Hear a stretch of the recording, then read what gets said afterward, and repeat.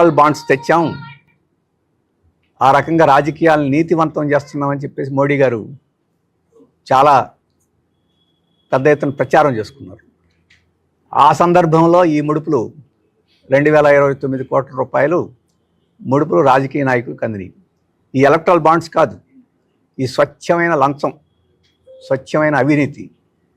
ఈ అవినీతి రాజకీయాల్లో భారతదేశంలో ఇంత విస్తారంగా మోడీ హయాంలో జరిగింది అంటే ఈ ఎలక్ట్రల్ బాండ్స్లో వచ్చిన దానికన్నా ఇంకా పెద్ద మొత్తంలో ఎన్నికలకు ముందు అవినీతి జరిగిందని చెప్పేసి మనం అర్థం చేసుకోవచ్చు.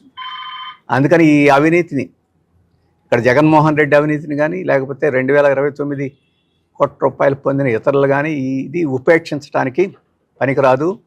ప్రజాస్వామ్యాన్ని రక్షించుకోవాలన్నా, పారదర్శకతను రక్షించుకోవాలన్నా పెద్ద విచారణ చేపట్టాలి. అందుకని ప్రతిపక్షాలన్నీ అడుగుతున్నాయి, జేపీసీ విచారణ ఆదేశించండి, లేదా ఉన్నత స్థాయి జ్యుడిషియల్ విచారణకి ఆదేశించండి. అలాగే ఎవరి మీద అయితే కేసులు నమోదనియో వాళ్ళ మీద ఇక్కడ విచారణ జరిపించేందుకు సిబిఐని, ఈడీని వీటన్నిటినీ వెంటనే ఆదేశించండి అని చెప్పేసి అందరం అడుగుతున్నాం. సిపిఎం కూడా అడుగుతుంది. చిన్న చిన్న విషయాలకు కూడా ఈడీ పరిగెత్తుద్ది. మోడీ గారు పంపిస్తారు, అమిత్ షా గారు పంపిస్తారు సిబిఐని, ఈడీని, ఇన్కమ్ ట్యాక్స్ డిపార్ట్మెంట్ని, ఎన్ఐఏని, వీటన్నిటినీ చిన్న చిన్న విషయాలకి కేజ్రీవాల్ మీద ప్రయోగించారు.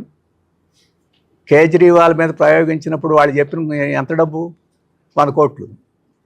ఇప్పుడు సోరెన్ మీద ప్రయోగించి అరెస్టు చేశారు, ఇంకా చాలామందిని చేస్తున్నారు. కానీ దాంతో పోల్చుకుంటే ఈ 100,000 కోట్ల రూపాయలు సొమ్ముతోటి ఎంత వేగంగా స్పందించాలో మనం అర్థం చేసుకోవచ్చు. కానీ స్పందించడం లేదు. అందుకనే మేము వెంటనే అరెస్ట్ చేయాలి, కేసు పెట్టాలి, విచారణ చేయాలని చెప్పేసి పార్టీగా డిమాండ్ చేస్తుంది. దీనిలో రెండో భాగం ఏమిటి? ఇది ఏదో కొంతమంది రాజకీయ నాయకులు ముడుపులు పుచ్చుకోవడం కాదు. ఈ ముడుపులు పుచ్చుకోవడం మూలంగా ప్రజల మీద పెనుభారాలు పడబోతున్నాయి. అంటే ₹1.99 వచ్చే విద్యుత్తుని ₹2.49 కొనుగోలు చేసే పత్రాలు ఒప్పందం చేసుకోవడం ద్వారా 1,00,000 కోట్లకు పైగా ఆంధ్రప్రదేశ్ ప్రజల మీదనే పడబోతుంది రాబోయే 30 సంవత్సరాల్లో. అంటే ఇంత భారీగా ప్రజల మీద భారం మోపే ఒక దుర్మార్గమైన చర్యకి అటు కేంద్ర ప్రభుత్వం పాల్పడింది, ఇటు రాష్ట్ర ప్రభుత్వం పాల్పడింది జగన్మోహన్ రెడ్డి నాయకత్వాన. ఆ రోజు మోడీ గారు, జగన్మోహన్ రెడ్డి గారు మంచి దోస్తులు, ఈరోజు కూడా దోస్తులే. ఈ దోస్తులు ప్రజలకు మేలు చేసే దోస్తులు కాదు, ప్రజలకి కీడు చేసే దోస్తులుగా ఆ రోజు వ్యవహరించారు. అందుకని అదానీ మీద చర్యలు తీసుకుంటేనే సరిపోదు, ఇక్కడ ముడుపులు పుచ్చుకున్న జగన్మోహన్ రెడ్డి మీద కూడా చర్యలు తీసుకోవాలి. మరి ఈడీలు, సిబిఐలు ఎందుకు తటపటాయిస్తున్నాయి? మోడీ గారు సమాధానం చెప్పాలి. ఈ పాటికి వాహనాలు వేసుకొని ఇళ్ల చుట్టూ ముట్టేస్తారు మిగతా వాళ్ళైతే. మరి ఈ విషయంలో జగన్మోహన్ రెడ్డి గారు పట్ల ఎందుకు అంత ఉదాసీనంగా మోడీ గారు వ్యవహరిస్తున్నారు అని చెప్పేసి ఆశ్చర్యకరంగా ఉంది. అందుకనే వెంటనే ఇక్కడ ఈ అవినీతికి పాల్పడ్డ వాళ్ళని మిగతా చోట్ల సంగతి కూడా చూడాలి. ఇక్కడ జగన్మోహన్ రెడ్డిని ఆ రకంగా విచారణ చేసి అవసరమైన చర్యలు కూడా కేంద్ర ప్రభుత్వం తీసుకోవాలని చెప్పేసి కోరుతున్నాం. ఇక దీనిలో పాత్రధారులుగా చూస్తే మొదటి విషయం కేంద్ర ప్రభుత్వం, మోడీ. ఎందుకంటే ఈ సెకీ అనేది కేంద్ర ప్రభుత్వ సంస్థ. కేంద్ర ప్రభుత్వ సంస్థ కొని రాష్ట్రాలకి అమ్మాలి. మరి కేంద్ర ప్రభుత్వ సంస్థ ఎందుకు రాష్ట్ర ప్రభుత్వం మీద ఒత్తిడి చేసి ₹249 కొనుగోలు చేసింది?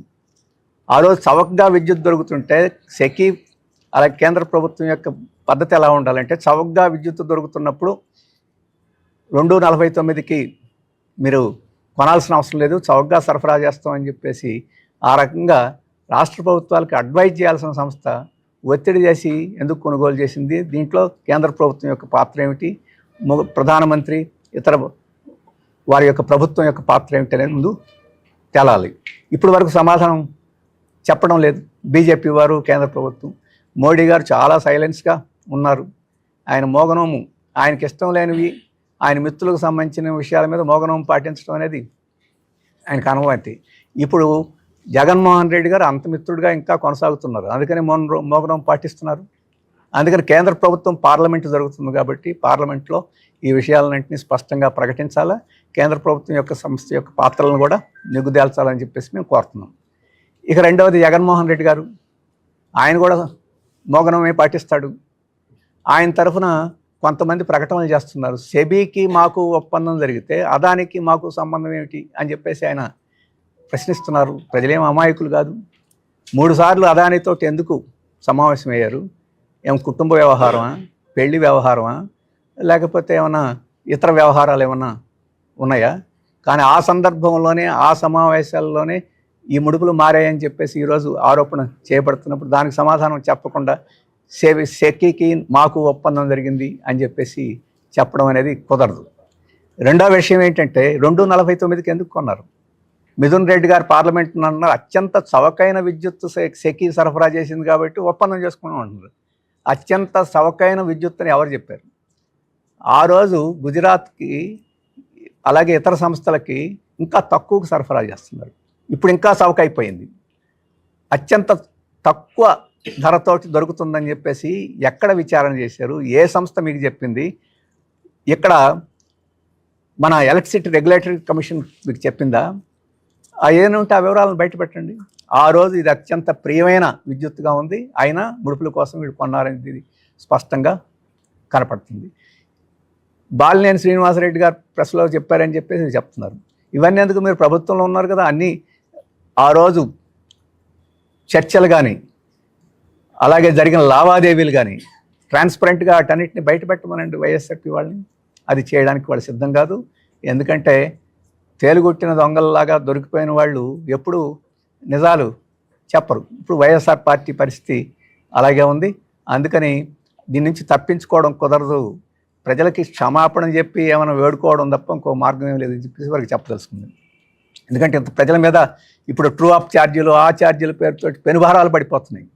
ఈ విద్యుత్తు, సోలార్ విద్యుత్తు పేరుతోటి ఇలా కొనితే ప్రజలు రాబోయే కాలంలో పెద్ద తిరుగుబాటు చేయాల్సిన పరిస్థితి వచ్చే అవకాశం ఉంది. అందుకనే ఈ వైఎస్ఆర్పి పార్టీ దీని నుంచి తప్పించుకోవడం కుదరదు, సమాధానం ప్రజలకు చెప్పాల్సి ఉంటుందని చెప్పేసి మేము చెప్పదలుచుకున్నాం. ఇక మూడవ పార్టీ మన తెలుగుదేశం ప్రభుత్వం. ఇప్పుడు ప్రభుత్వంలో ఉంది. ఇప్పటి వరకు చంద్రబాబు గారు కూడా మౌనమే, మోడీ గారు మౌనమే, జగన్ గారు మౌనమే, చంద్రబాబు గారు మౌనమే. ఏమిటి వీళ్ళ ముగ్గురు మధ్య స్నేహం? వీళ్ళ ముగ్గురు మధ్య స్నేహం ఏంటంటే అదానియే. వీళ్ళ ముగ్గురికి మిత్రులు కావాల్సిన వారు. అందుకని అదానీ గారు ఈ కుంభకోణంలో ఇన్వాల్వ్ అయ్యారు కాబట్టి ఆయన గురించి మాట్లాడటానికి ఇష్టం లేదు. శాసనసభలో కనీసం అదానీ పేరు కూడా చంద్రబాబు గారు చెప్పలేదు. చోటా మోటా వాళ్ళు అదానీ పేరు చెప్తున్నారు, కానీ అదానిని విమర్శించడంలా, జగన్ మాత్రమే విమర్శిస్తున్నారు. ఇచ్చింది అదానీ, పుచ్చుకుంద జగన్, ఇద్దరూ నేరస్తులే. అందుకని ఒకరిని వదిలేసి ఒకరిని చెప్పడం సాధ్యం కాదు. అందుకని తెలుగుదేశం పార్టీ స్పష్టంగా ఈరోజు జగన్ నేరస్తుడు అని చెప్తున్నప్పుడు ఇక్కడ ఎందుకని విచారణకి ఆదేశించలేదు? ఆ రోజు ఆ 3 సమావేశాలు జరిగిన తర్వాత వచ్చిన పత్రాలన్నింటినీ ఎందుకు బహిరంగపరచడం లేదు? ఆ పత్రాల మీద ఆధారపడి ఎందుకని కేసు రిజిస్టర్ చేసి విచారణ ప్రారంభించలేదని చెప్పి తెలుగుదేశం వాళ్ళని అడుగుతున్నాం. అదానిని రక్షించడానికా? ఇప్పుడు అదానిని ఒక్కడినే రక్షించడానికి సాధ్యం కాదు కాబట్టి అదానిని జగన్ కలిపి ఇద్దరిని రక్షించడానికా అని చెప్పేసి నేను అడుగుతున్నాను. కాబట్టి ఊరక ప్రకటన, ప్రతిపక్షాల ప్రకటనలు చేస్తే అర్థం ఉంటుంది.